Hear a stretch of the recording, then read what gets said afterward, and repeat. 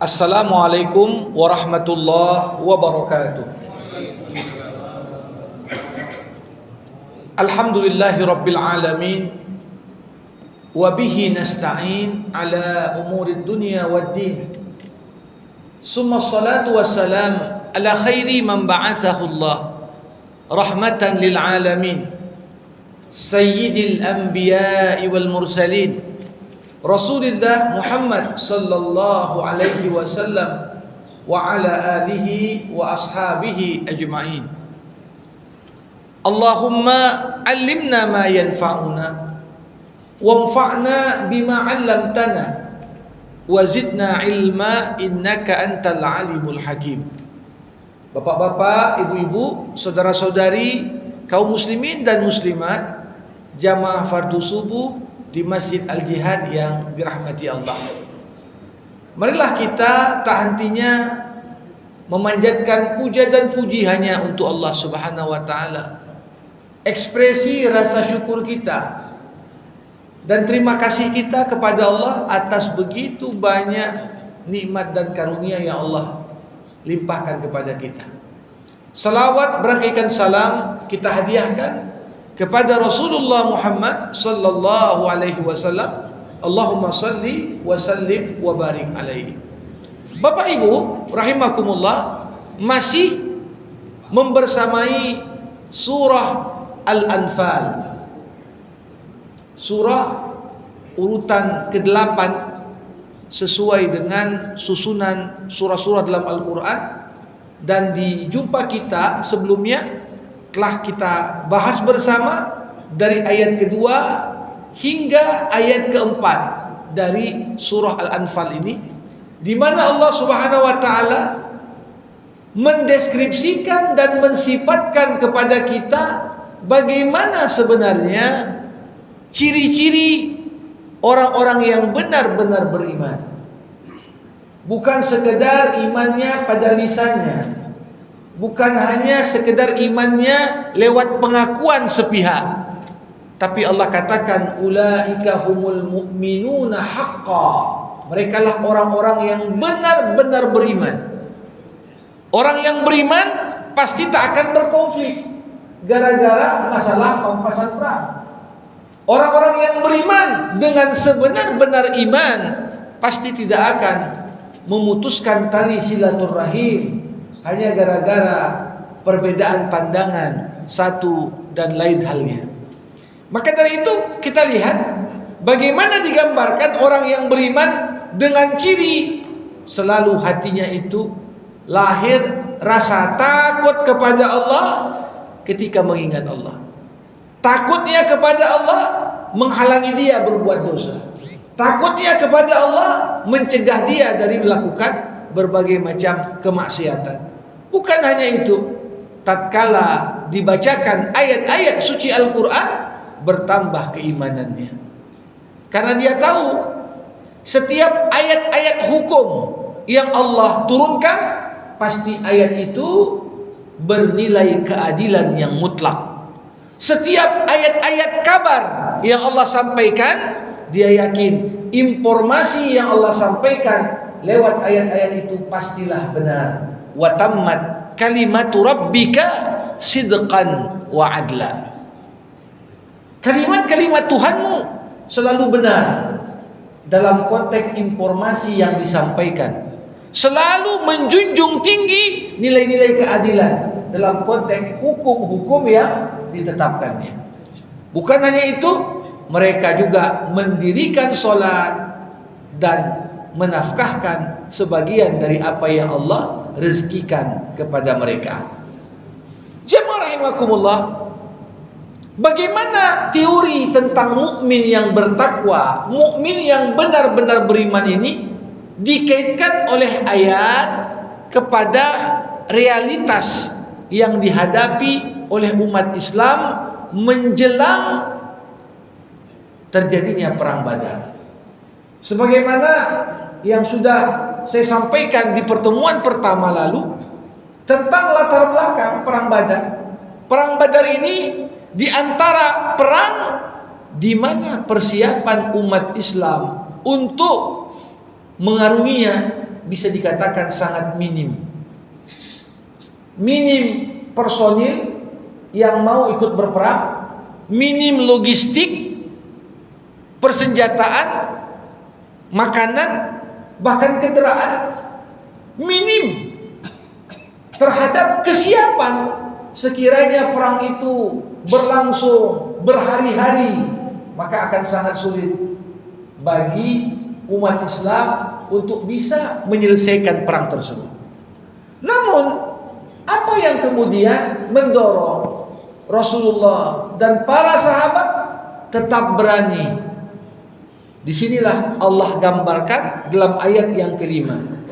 Kama akhrajaka rabbuka min baitika bil haqq wa inna fariqam minal mu'minin lakarihun.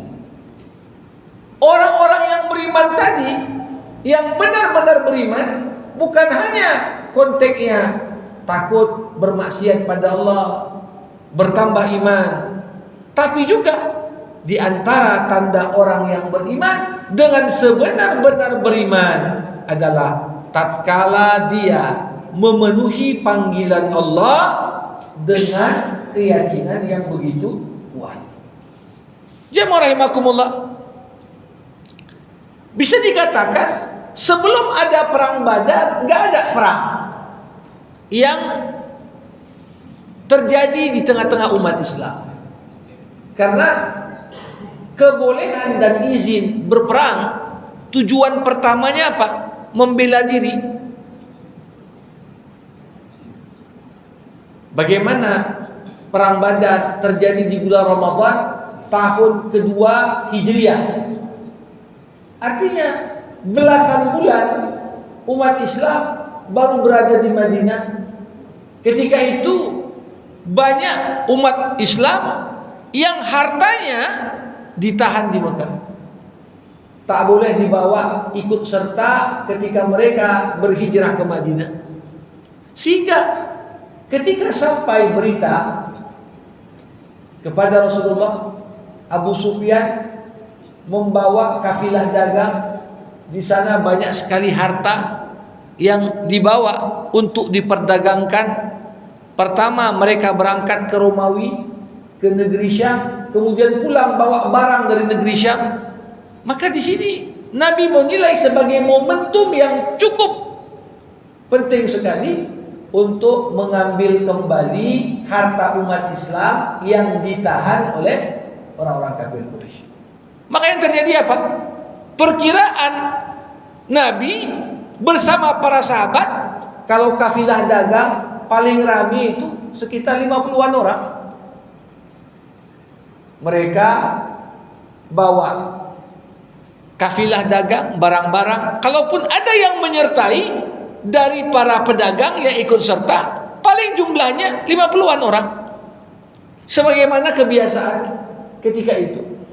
Maka disiapkanlah pasukan yang kira-kira dengan persiapan yang seadanya jumlahnya lebih besar daripada yang akan diserang. Dihimpunlah oleh Nabi 314 dari golongan sahabat, kebanyakan mereka dari golongan muhajirin, tetapi ketika itu Nabi juga mengajak golongan Ansar untuk ikut serta.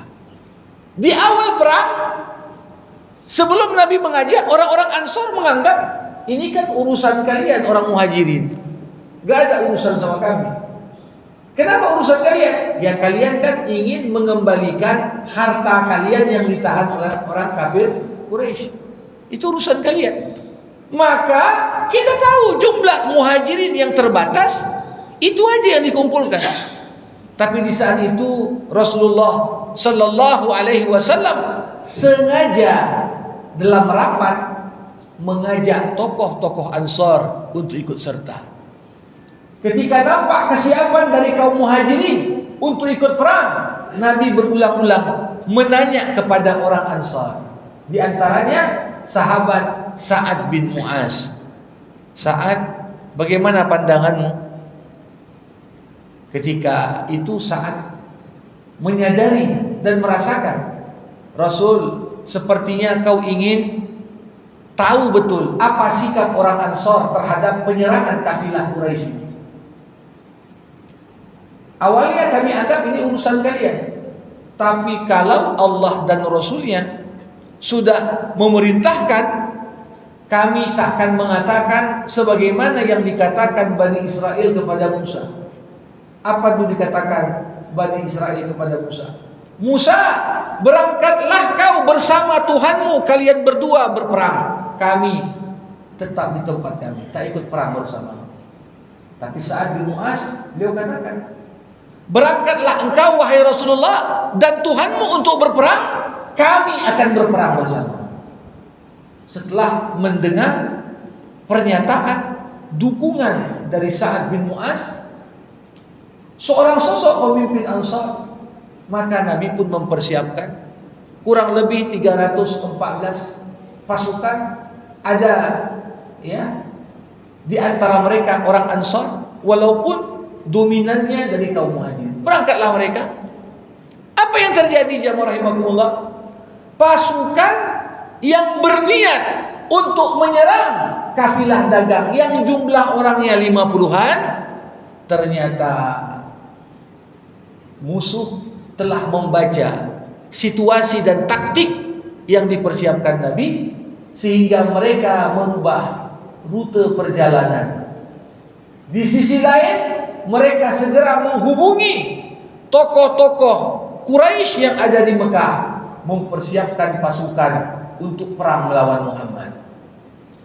Jadi pasukan ini bersiap untuk melawan 50 orang. Nyatanya terkumpul 1000-an orang dari Mekah mengejar ke rute yang seharusnya diserang. Mereka berkumpul di sana. Nah, disinilah yang Allah katakan, kama akhrajaka rabbuka min baitika bil haqq. Sebagaimana Allah menyuruhmu pergi dari rumahmu dengan kebenaran. Kebenaran kenapa?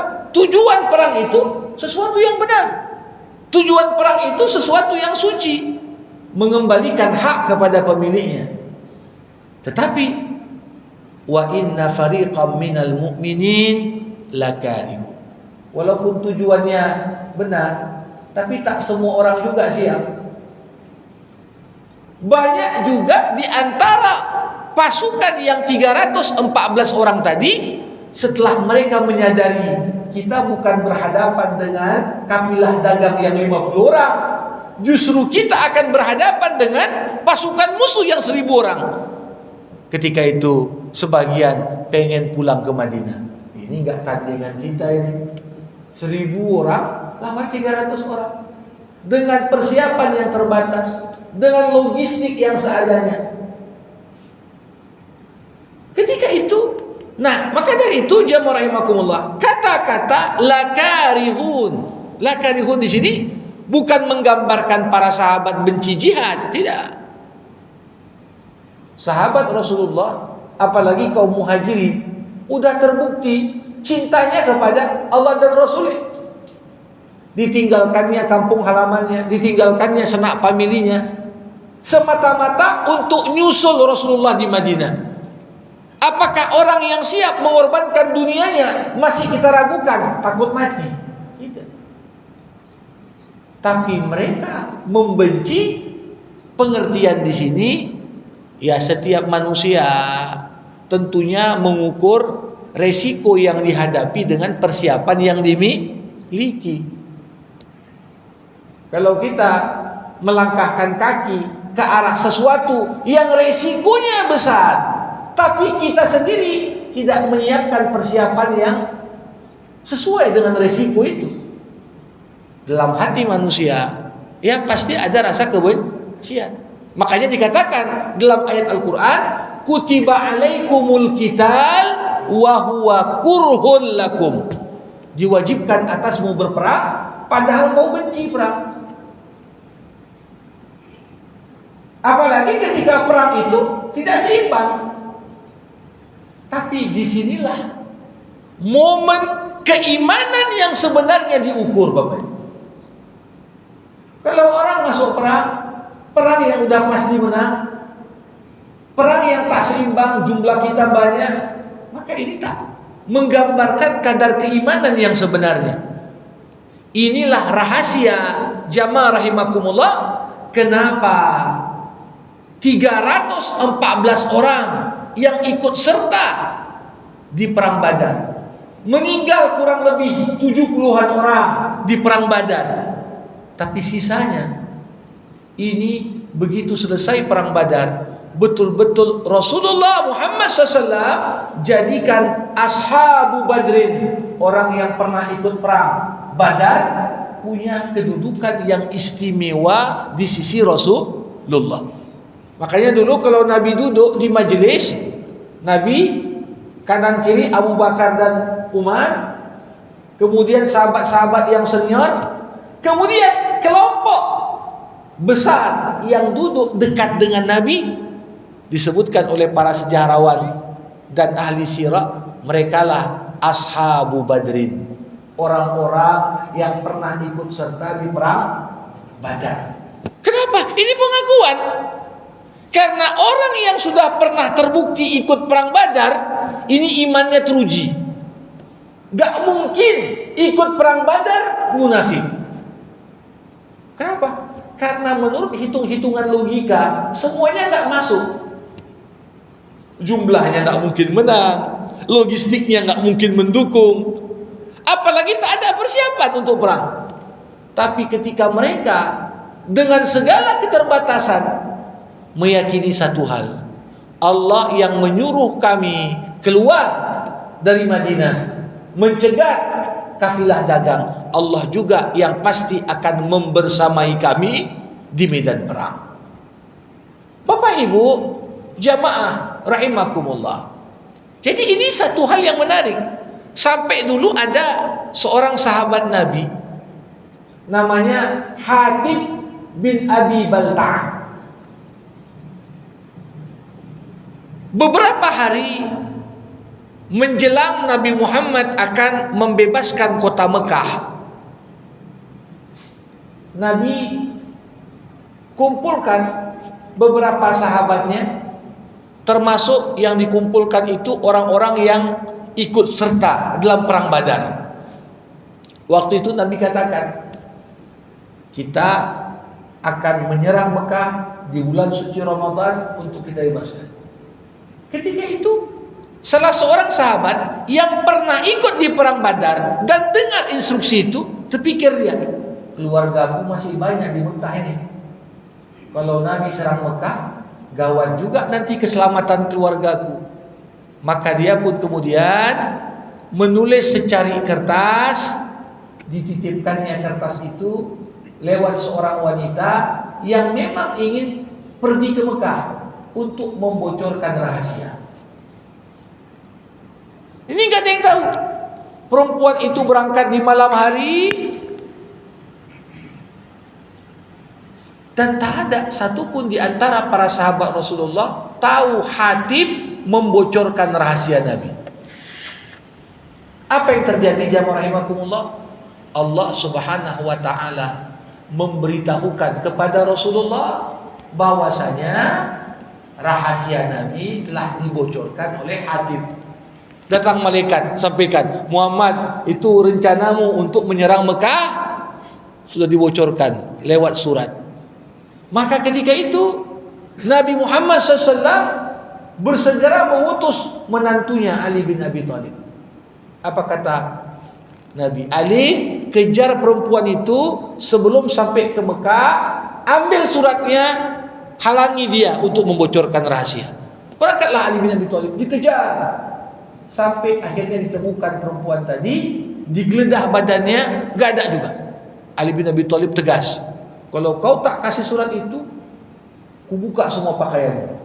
Hingga pada akhirnya karena melihat Ali begitu tegas, diberitahukanlah surat itu disisipkannya di bagian dari ikat rambutnya. Diambillah surat itu, dibaca, dilenyapkan, kemudian pulanglah Ali menyampaikan pada Rasulullah untuk menyidang sahabat yang namanya Hatib bin Abi Balta'ah. Dipanggil, Hatib, apa maksudmu membocorkan rencana kita menyerang Mekah ini? Rasulullah, kau tahu aku di Mekah punya banyak saudara dan keluarga. Aku khawatir kalau sekiranya aku tak beritahukan pada mereka terjadi perang di Mekah, maka keluarga aku jadi korbannya. Ketika itu Umar sudah marah saja. Kata Umar, wahai Rasulullah, biar ku gorok leher munafik ini. Dimanapun orang yang membocorkan rahasia negara, hukumannya mati. Kalau ada pejabat membocorkan rahasia negara kepada oknum asing, dimanfaatkanlah kebocoran rahasia itu untuk tujuan-tujuan politik dan hubungan internasional. Nah, tentunya jamaah rahimakumullah, apa kata Nabi? Wahai Umar, apa kau lupa Hatib berjuang bersama kita di perang Badar? Kata Nabi. Tahukah kalian bahwasanya Allah Subhanahu wa taala melihat di antara para pengikutku, kemudian Allah melihat kelompok orang yang ikut berjuang di perang Badar. If'alu ma syi'tum faqad ghafartu lakum. Kerjakan apa yang kalian suka, sesungguhnya aku sudah ampuni kalian. Itu kata Allah. Terhadap siapa? Para pejuang di perang Badar. Jadi ini cerita tentang perang Badar, cerita tentang kelompok khusus.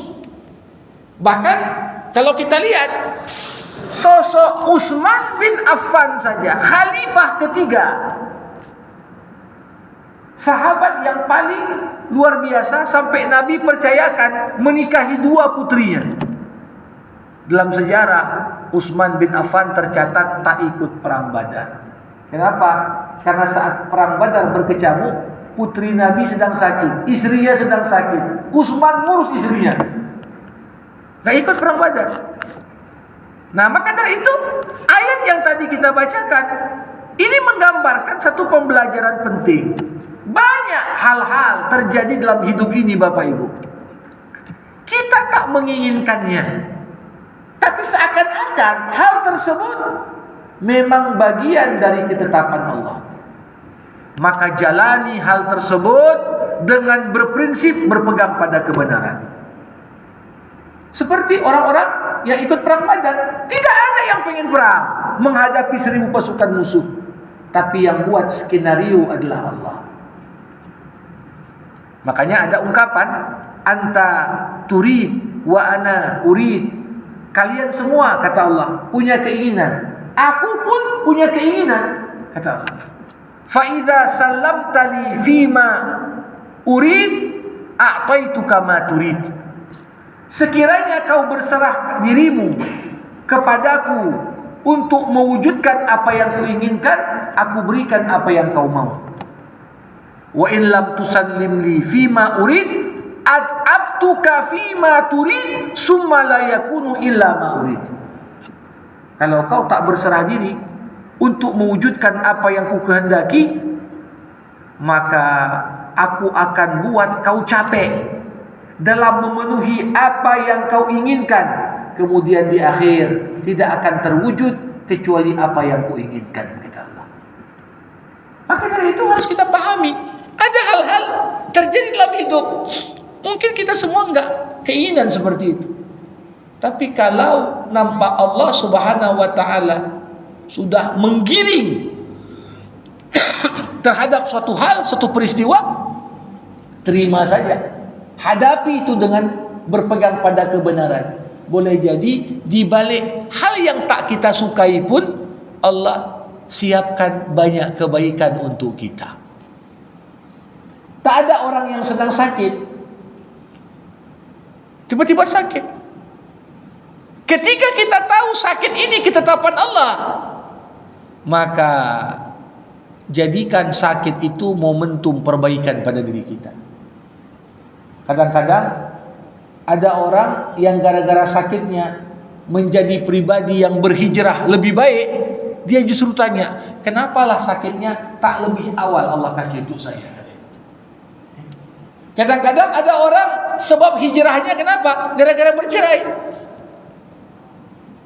Kadang-kadang ada sebab hijrah. Kenapa? Gara-gara bangkrut. Ini hal yang gak kita senangi semuanya. Tapi ketika Allah menggiring kita pada sesuatu yang tak kita senangi, pertama, poin penting adalah tetap berpegang kepada kebenaran. Kama akhrajaka rabbuka min baitika bil haqq.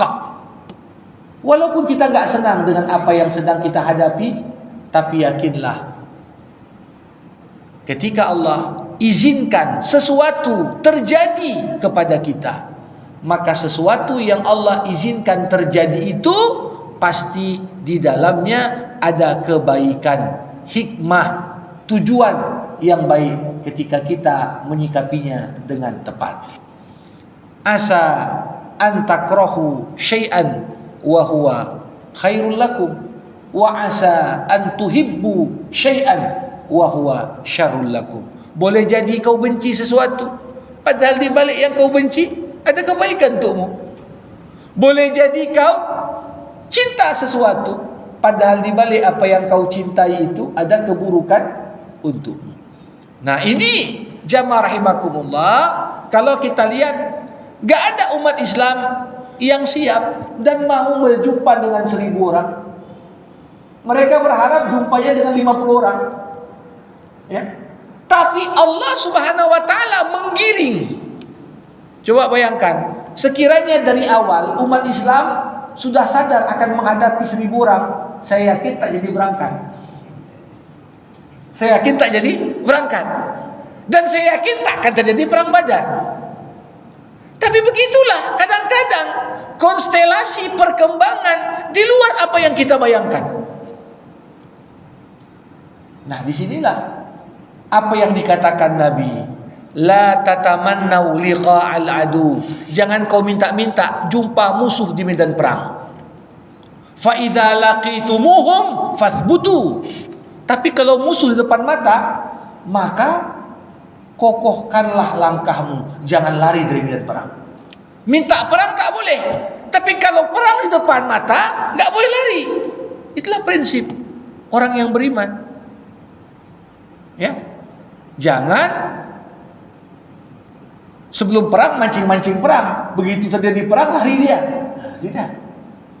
Ya, kita baru dipertontonkan bagaimana keteguhan hati seorang mukmin.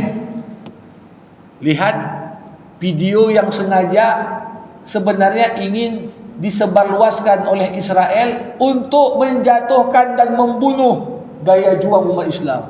Bagaimana orang yang paling takutinya otak dari berbagai serangan, ya, para mujahidin di Gaza terhadap Israel, Allah yarham Yahya Sinwar, digambarkan sampai dengan detik terakhir pun bukannya lari dia. Lihat bagaimana seorang mujahid, badan semua sudah penuh dengan peluru, sudah penuh dengan luka, tapi musuh pun mendekat gak berani, kirim pakai drone. Ya. Tapi sikit pun dia tak takut. Kekuatan terakhir tetap mau dipukulnya drone itu dengan tongkatnya. Ini putar gambaran. Ya, tidak ada orang yang pengen perang, tapi kalau perang sudah depan mata, tak boleh lari dan tetap berjuang hingga titik darah penghabisan. Itulah potret. Makanya saya katakan surah Al-Anfal ini di antara surah yang paling awal ditafsirkan oleh para masyayikh, syekh-syekh yang ada di Palestina, karena surah ini di antara surah yang paling penting dalam membakar semangat perjuangan para mujahidin yang ada di sana. Nah, di ayat ke-6 Allah katakan, yujadilunaka fil haqqi ba'dama tabayyana ka'annama yusaquna ilal mauti wa hum yanzurun. Mereka membantahmu Muhammad tentang kebenaran setelah nyata bahwa mereka pasti menang, seakan-akan mereka dihalau kepada kematian sedangkan mereka menyaksikan sebab kematian itu. Jadi ayat ke-6 ini mendeskripsikan suasana batin, bagaimana psikologi para sahabat. sebelum perang terjadi. Coba bayangkan 314, di depan ada musuh lebih dari 3 kali lipat. Apa yang terjadi? Kalau hati seorang itu tidak ada keimanan, tidak merasa Allah membersamai mereka, ini dalam hati tiap orang sudah berkata, ini kita mati konyol ini. Pasti dibantai dan dihabisi oleh musuh yang senjatanya lebih lengkap, persiapannya lebih baik, jumlahnya lebih banyak. Tapi tidak. Yang terjadi kepada orang-orang yang betul-betul beriman, meyakini Allah membersamai mereka. Yujadilunaka fil haqq ba'dama tabayyan. Bagaimana setelah jelasnya Islam masih juga dipertentangkan, masih juga diserang, masih juga dituduh macam-macam. Orang yang berada di medan perang berhadapan dengan musuh, ini seperti orang yang digiring menuju kematian. Tapi mereka melihat.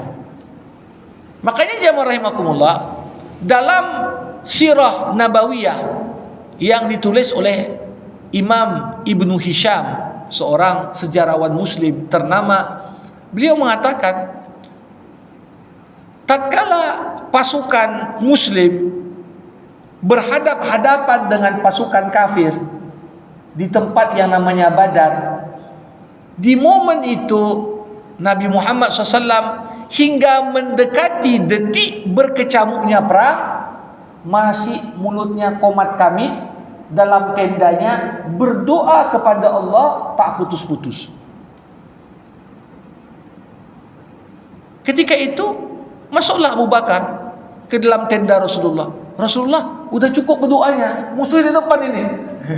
Ya, musuh di depan ini, udah cukup doanya. Ketika itu, apa yang dibaca Nabi dari doa? Disebutkan oleh para sejahrawan. Rasulullah berkata dengan suara yang lirih, dengan pengharapan yang maksimal. Nabi berkata, Allahumma in tahlik hadhil isbah lan tu'bad min ba'di. Ya Allah, kalau kelompok kecil 314 orang ini kalah di perang ini, enggak tersisa yang menyembahmu di muka bumi. Itulah dibaca oleh Nabi. Kalau yang 314 ini meninggal semua, ya pasti yang di Madinah lebih mudah ditaklukkan. Enggak tersisa orang yang menyembahmu di muka bumi. Tapi di momen itu apa yang terjadi? Datang malaikat Jibril alaihi salam, turunlah ayat. Ayat yang kemudian menjadi energi ekstra bagi umat Islam untuk berjuang karena yakin kemenangan di depan mata. Turun ayat, sayuhzamul jam'u wa yuwalluna dubur. Kelompok yang besar akan dikalahkan dan mereka akan lari terbirit-birit. Turun ayat menjelang perang Badar, dan itulah yang dibaca Nabi untuk kemudian disampaikan kepada para sahabat yang akan berperang. Maka semuanya melihat perang itu yakin aja, udah ada jaminan dari Allah, sayuhzamul jam'u, kelompok besar akan kalah, wa yuwalluna dubur, mereka akan lari terbirit-birit di perang itu. Yang terjadi apa? Benar, 1000 orang kalah. Bukan hanya itu, pentolan-pentolan kafir Quraisy, tokoh-tokoh yang selama ini menjadi penggerak utama memusuhi Islam, semuanya gugur di medan perang. Mati di perang Badar Abu Jahal, mati di perang Badar Abu Lahab, mati di perang Badar Umayyah bin Khalaf, tokoh Quraisy yang menyiksa Bilal. Makanya satu-satunya tokoh senior yang gak terbunuh cuman Abu Sufyan. Kenapa? Karena Abu Sufyan menjaga kafilah dagang. Maka dikatakan pasca perang Badar, Mekah krisis kepemimpinan. Mekah krisis kepemimpinan. Kenapa? Orang-orang yang selama ini menjadi tokoh-tokoh semuanya terbunuh di perang Badar. Tinggal beberapa tokoh lagi. Maka kita lihat nanti pada konstelasi berikutnya perang Uhud. Yang terjadi apa? Muncullah tokoh-tokoh muda Quraisy. Muncul Khalid bin Walid, muncul Amr bin As. Ini generasi yang jauh umurnya di bawah Abu Lahab dan Abu Jahal. Tapi ketika tokoh muda ini masuk Islam kemudian, itulah pukulan paling telak. Karena yang diharapkan jadi pemimpin di Mekah, mereka pula masuk Islam. Jamaah rahimakumullah. Begitu juga kita lihat.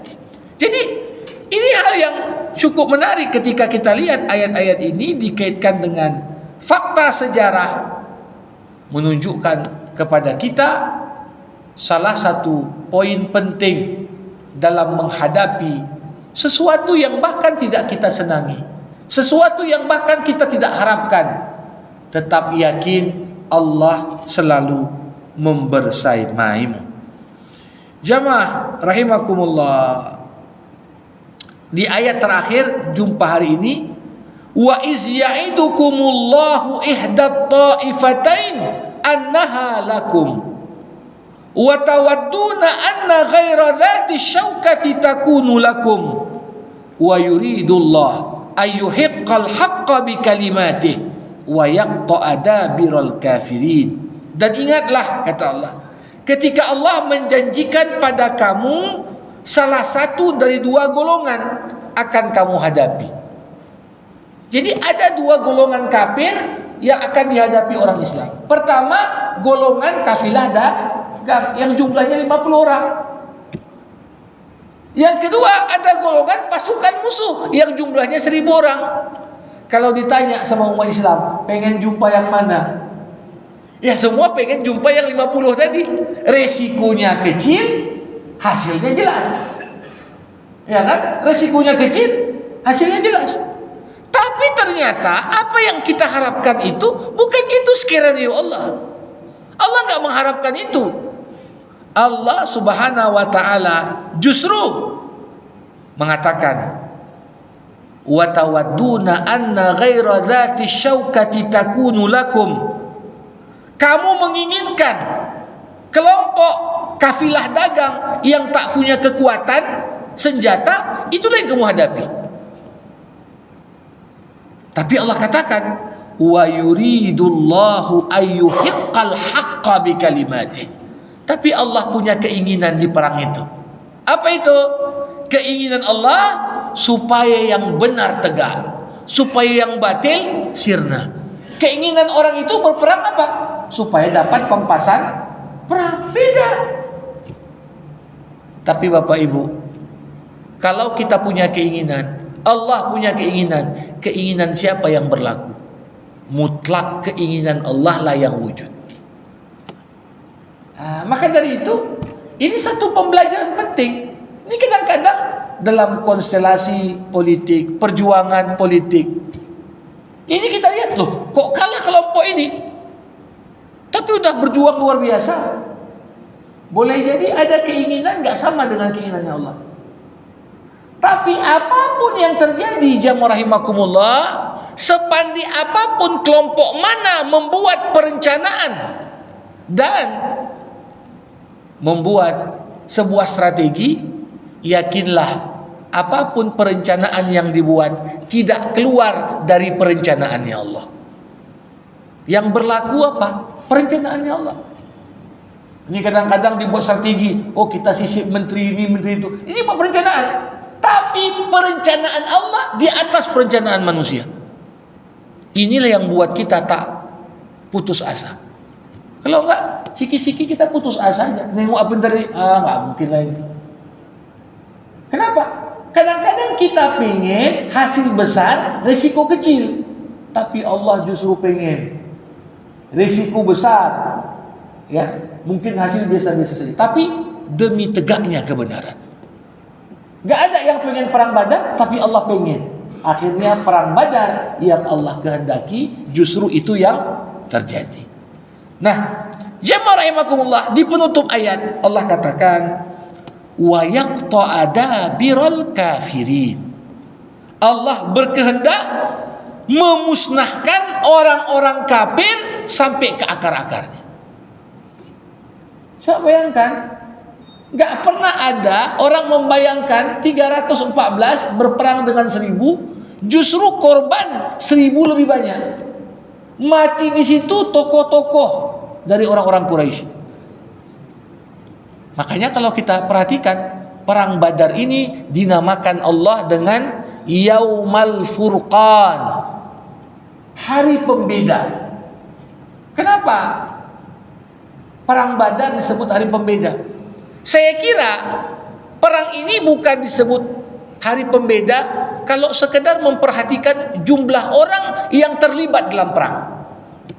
Kalau 314 lawan 1000, ini paling-paling perang antar desa atau perang antar kecamatan ini.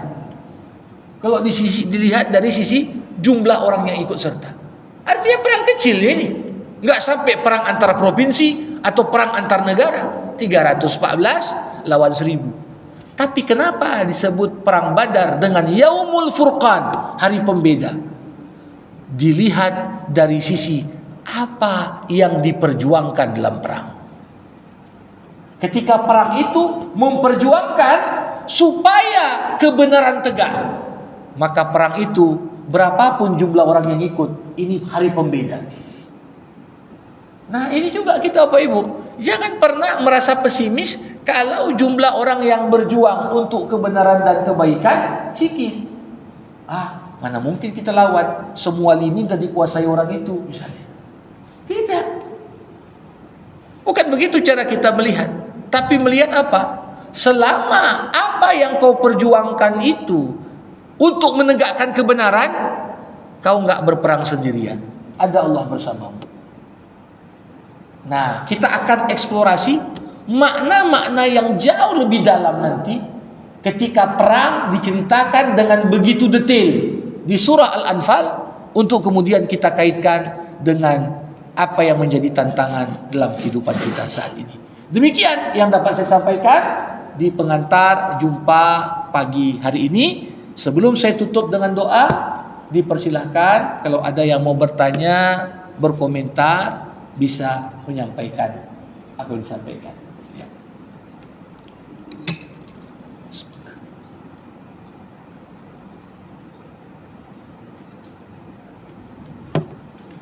Assalamualaikum warahmatullahi wabarakatuh. Waalaikumsalam warahmatullahi wabarakatuh. Kisah perang Badar ini hampir mirip dengan kisah yang terjadi akhir-akhir ini di negeri kita tercinta. Kalau saya lihat, kenapa Allah tidak langsung menyatakan membela orang yang menegakkan kebenaran? Kelihatannya seperti yang saya sampaikan tadi, jangan khawatir untuk menegakkan kebenaran, karena pasti Allah beserta kita. Yang saya lihat, kita amati Ustaz, yang dimunculkan oleh rejim sekarang ini pun tidak jauh berbeda dengan rejim yang lalu.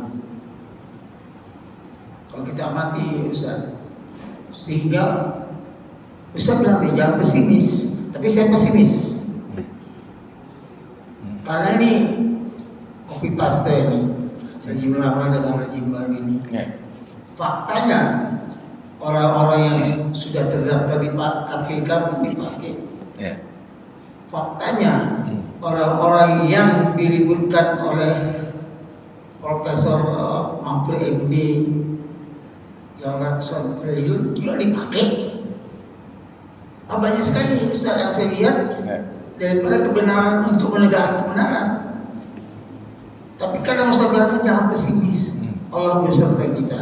Tapi saya bagaimana mengobati pesimis saya? Terima kasih Ustaz. Baik. Bapak Ibu rahimakumullah, kuncinya, sepandai apapun manusia membuat rekayasa dan perencanaan, jangan lupa rekayasanya dia itu adalah bagian dari rekayasa Allah yang lebih besar. Ketika Allah Subhanahu wa taala sebagai contoh mengizinkan seorang yang jahat memerintah, berbuat zalim sana sini, jangan kita kira orang tersebut bisa berbuat zalim di luar rekayasa Allah. Artinya kapan dia berbuat zalim, kepada siapa dia berbuat zalim, gimana cara dia berbuat zalim, itu semua untuk mendukung tujuannya Allah, bukan tujuannya dia. Bapak Ibu, kita lihat bagaimana di masa-masa sulit dan krisis, justru kebanyakan orang lebih banyak balik kepada agama. Bagaimana yang kita sebut dengan sahwah, kebangkitan Islam, itu justru kapan muncul? Ketika orang melihat ini seperti yang Bapak sampaikan tadi, kalau tengok hanya dengan mata kepala, pesimis semua orang. Karena pesimis, apa yang terjadi? Orang balik ke agama. Bisa kita lihat, terlepas dari mungkin angka-angka kejahatan yang dibiarkan juga makin banyak, narkoba, seks bebas, tapi di sisi lain orang yang balik ke masjid jauh juga lebih banyak. Ini yang kadang-kadang kita luput. Kenapa? Karena pemberitaan hanya nyorot yang buruk-buruk. Nah, sebenarnya pemimpin yang buruk itu pun gak senang juga orang pergi ke masjid, kan begitu? Gak senang dia. Tapi itu adalah bagian dari konsekuensi atas apa yang dia buat. Dan ini bagian dari rekayasa besarnya Allah. Siapa yang bisa bayangkan Fir'aun yang sangat pengen membunuh Musa, bahkan sebelum kenal Musa, sampai semua ibu yang hamil ditungguin lahirnya kapan biar dibunuh. Justru rekayasa Allah membuat Musa dibesarkan dengan APBN Fir'aun. Ini kan luar biasa. Ya, dibayar pakai uang istana. Kalau nggak ada rekayasa Fir'aun, emaknya itu nyusukan Musa nggak digaji. Tapi gara-gara rekayasa Fir'aun, emaknya kasih susu anaknya sendiri dibayar pakai uang negara. Kan hebat itu. Nggak sampai bagaimana jangkauan pikiran Fir'aun ke situ. Setelah Musa besar, baru dibilangnya, kan aku yang besarkan kau dulu. Baru sadar dia. Nah begitu juga. Saya sangat yakin Bapak Ibu. Pandai kali pun kita merekayasa, ini kutak-katik 2029 nanti kayak mana, Ini enggak seperti yang kita lihat saja. Boleh jadi orang yang dipercaya ada anak singa yang sedang dibesarkan juga tanpa mereka sadari. Coba bayangkan dalam Al-Quran itu ada surah namanya Al-Mu'min. Kenapa? Surah Al-Mu'min itu surah di dalamnya ada cerita. Di dalam keluarga inti Fir'aun ada orang yang menyembunyikan keimanannya. Dan di momen-momen krusial mereka yang bela Musa. Fir'aun pun tak tahu dia. Coba bayangkan, di setengah Fir'aun beriman, membela Musa. Ini Bapak Ibu, cobalah, gak mungkinlah bisa berjalan misalnya berita-berita investigasi tanpa ada orang dalam yang bocorkan. Ini aja logika. Berarti banyak juga orang dalam tuh gak suka, cuman dia menyembunyikan dulu. Tapi kasih tahu, orang ini punya rencana begini, dibocorkan. Ini artinya apa? Yang berjalan bukan rekayasa mereka sebenarnya, rekayasa Allah yang sedang berjalan. Nah, makanya saya katakan tadi, walaupun nampaknya memang pesimis, tapi biarkan dulu. Karena kadang-kadang rencananya Allah nggak bocor dengan cepat.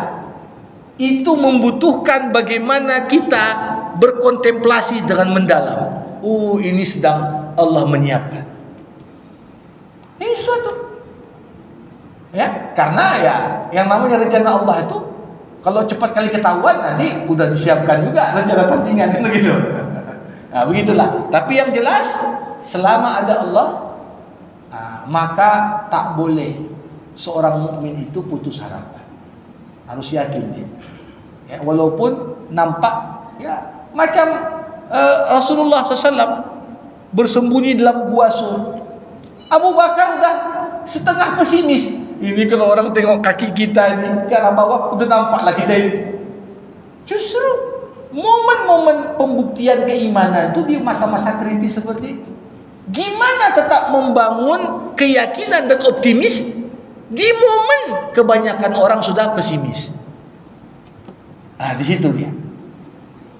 Jadi selalu kita mencoba melihat, bahkan membaca berita, bukan hanya berita yang tertulis, tapi apa yang ada di balik berita itu yang kadang-kadang bisa menggambarkan fakta yang sebenarnya yang sedang terjadi. Demikian mungkin yang dapat saya sampaikan.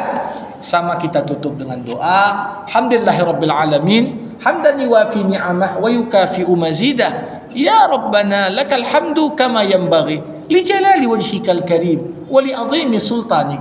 Allahumma salli ala Sayyidina Muhammad wa ashghilidh dhalimin bidh dhalimin wa akhrijna min bainihim sadimin.